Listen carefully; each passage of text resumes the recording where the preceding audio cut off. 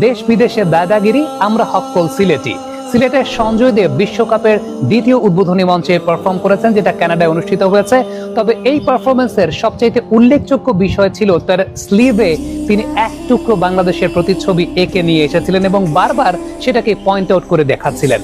সবচেয়ে উল্লেখযোগ্য ব্যাপার হচ্ছে বিশ্বকাপের মঞ্চে তিনি পারফর্ম করছেন, তবে সেটাকে তিনি কোনো ইন্ডিভিজুয়াল গ্লোরি হিসেবে দেখাননি, তার দেশকে প্রতিনিধিত্ব করতে চেয়েছেন। আমরা দেখতে পেয়েছিলাম তার স্লিভে লাল সবুজের নকশা রয়েছে, তার স্লিভে রয়্যাল বেঙ্গল টাইগার ছিল এবং সেই সঙ্গে বাংলাদেশের জাতীয় প্রতীক শাপলার নকশা ছিল।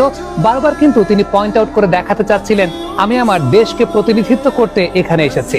সঞ্জয় দেবের জন্মটা বাংলাদেশে হলেও তার বেড়ে ওঠা কিন্তু ক্যালিফোর্নিয়ার স্যান জোসে।